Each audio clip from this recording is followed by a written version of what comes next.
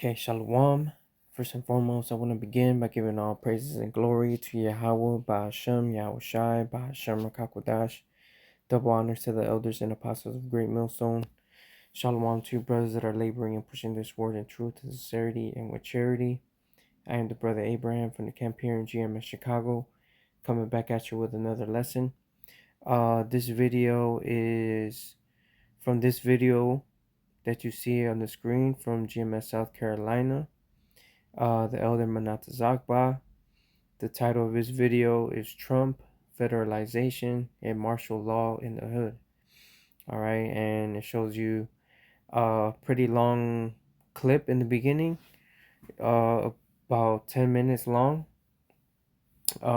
First is about Trump and what he recently did in militarizing the the the police, all right, in the capital of the U.S. Okay, in which he says is to make the streets safer. All right, make the streets safer and cleaner. All right, I'm gonna let you listen to a little bit of it, and then obviously get into the scriptures. President Trump walking up to the podium. Let's listen. I've been up here a lot. I've never seen a crowd like this. I think we need a ballroom, and that's happening. It's going to be a beautiful ballroom. This is really a lot of people, most I've ever seen in this room. And we're here for a very serious purpose, Something's out of control, but we're going to put it in control very quickly like we did on the southern border. I'm announcing a historic action to rescue our nation's capital from crime, bloodshed, bedlam, and squalor, and worse.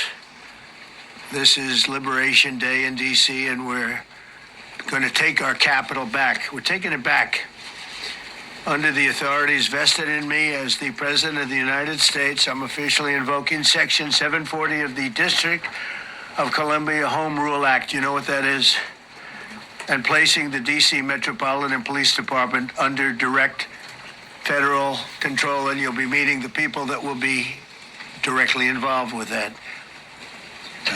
Very good people, but they're tough, and they know what's happening, and they've done it before. In addition, I'm deploying the National Guard to help reestablish law, order, and public safety in Washington, D.C., and they're going to be allowed to do their job properly. And you people are victims of it, too. You know, you're reporters, and I understand a lot of you tend to be on the liberal side, but you don't want to get mugged and raped and shot and killed. And you all know people and friends of yours that happened. And so you can be anything you want, but you want to have safety in the streets. You want to be able to leave your apartment or your house where you live and feel safe and go into a store to buy a newspaper or buy something. And you don't have that now. The murder rate in Washington today is higher than that of Bogota, Colombia, Mexico City, some of the places that you hear about as being the worst places on earth. Much higher. This is much higher. The number of car thefts has doubled over the past 5 years, and the number of carjackings has more than tripled. Murders in 2023 reached the highest rate probably ever. They say 25 years, but they don't know what that means because it just goes back 25 years. Can't be worse. Our capital city has been overtaken by violent gangs and bloodthirsty criminals, roving mobs of wild youth, drugged out maniacs and homeless people. And we're not going to let it happen anymore. We're not going to take it. And just like we did on our southern border, nobody comes through our southern border anymore. 3 months in a row, we had zero. I don't know if that's right, but the people that do the work, it's a very liberal group of people, actually, and they actually said zero for the last 3 months. Nobody thought a thing like that was possible. And, when you take a look at numbers, I just saw some charts. These are different cities throughout the world. Red is, the red is a place called Washington, D.C. Look at these. Baghdad we doubled up on Baghdad.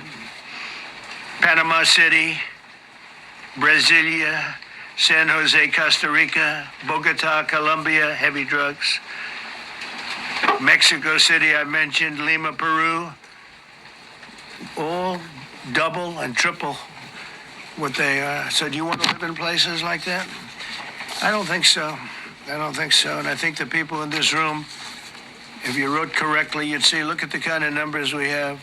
DC, 41 per 100,000, number one that we can find anywhere in the world. Other cities are pretty bad, but they're not as bad as that. Is that where you want to live? The reporters of the world? Juvenile offenders and crimes against persons, as they say. All right, so you see where this is going, and you know what we always say here in GMS is the term gradualism and order of chaos, right? Which means order out of chaos, problem, cause, solution.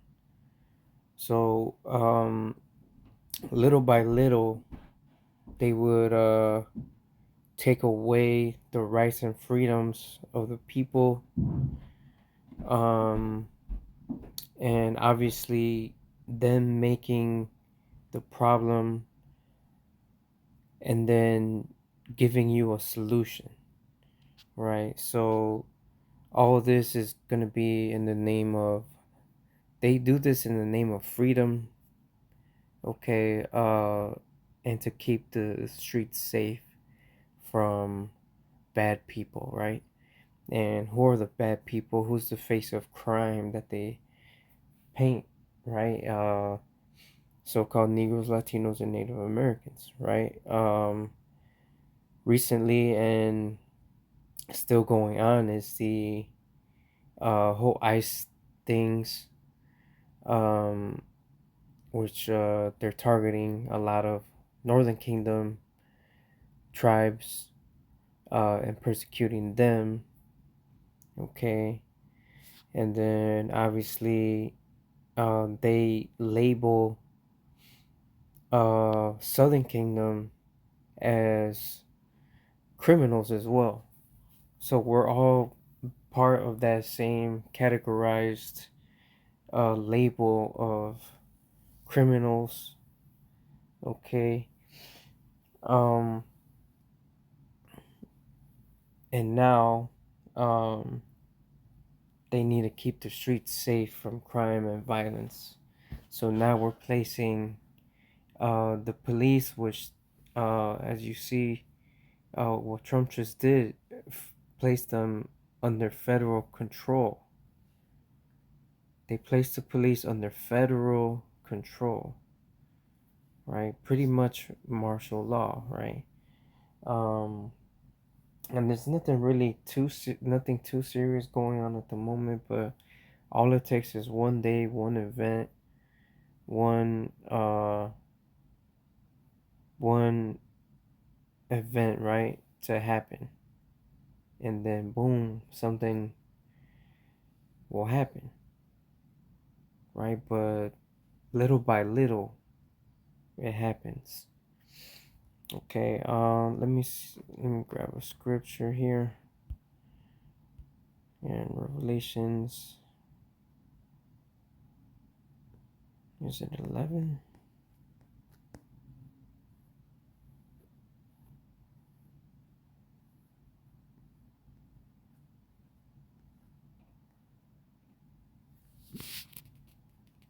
No, it's 12.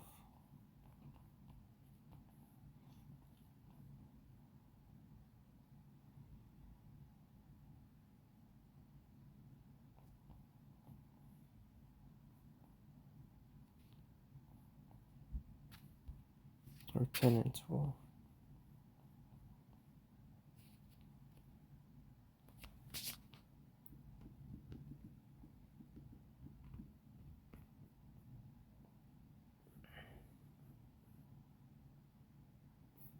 Or 12 and 12. Salaki. Revelations 12 and 12. Therefore rejoice, ye heavens, and ye that dwell in them. Woe to the inhabitants of the earth and of the sea, for the devil is come down unto you, having great wrath, because he knoweth that he hath but a short time. So his time is short, right? In Job it tells us that the Lord set bounds that he cannot pass. So his days are numbered, right? So knowing that he has a little time, all right, Esau's gonna come down in all his wrath and all his anger, right? Because remember, the perpetual hatred that they have towards us is never ending, and it's never gonna stop. All right, so this is the war and battle that has been going on since the beginning, right, up until now. All right, so their goal, and not only his goal, but the goal of all nations, is to that our names may be forgotten, right? Psalms 83, the enemies of the Lord. They have came with one consent. That's to get rid of us, the Israelites. Okay, let's grab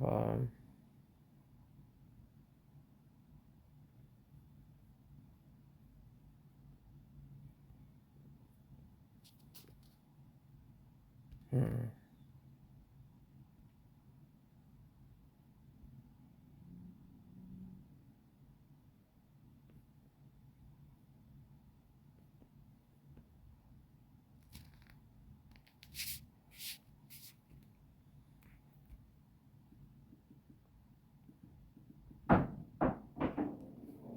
All right, I was in the right chapter. Isaiah 59:19. So shall they fear the name of the Lord from the west, and from the glory, and his glory from the rising of the sun. When the enemy shall come in like a flood, the Spirit of the Lord shall lift up a standard against him. So the enemy, right, as I mentioned, Psalms 83, who does that list start off with? Esau. Okay, so he's the number one enemy, and he's gonna come in like a raging flood upon his people. All right, but the Lord is gonna step in by divine intervention. Okay, let's grab Daniel 12:1. All right, it says, and at that time shall Michael stand up, the great prince, which standeth for the children of thy people. And there shall be a time of trouble such as never was, since there was a nation, even to that same time. And at that time thy people shall be delivered, every one that shall be found written in the book. So the time of the end, the time of Jacob's trouble, the hour of temptation, all right, when the enemy comes in like a flood, when he comes in with great wrath, Michael, the archangel, is going to stand up and stand for the children of Israel. In this time, and this, as it describes it here, is going to be a time of trouble since the nations first came into existence. So any world war that has happened, any slavery that has happened, any time of anguish will never be like the time that's coming.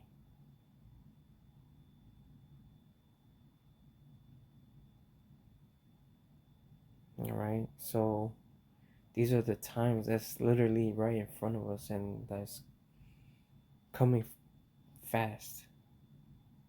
And if you're not prepared and ready for what's coming, it's gonna take you and overtake you as a thief in the night. And this is what the prophets of the Lord are set up for. Okay, the Lord reveals his secret unto the servant his prophets. Before the Lord does anything, he reveals it unto his prophets so that they could declare it upon the rooftops. All right, just like a watchman on the watchtower. All right, and that watchman is sounding the alarm and blowing the trumpet about the danger that's coming, but the people are not obeying the word of the Lord. So guess what? They're going to be overtaken, right, by that flood that's coming from the enemy.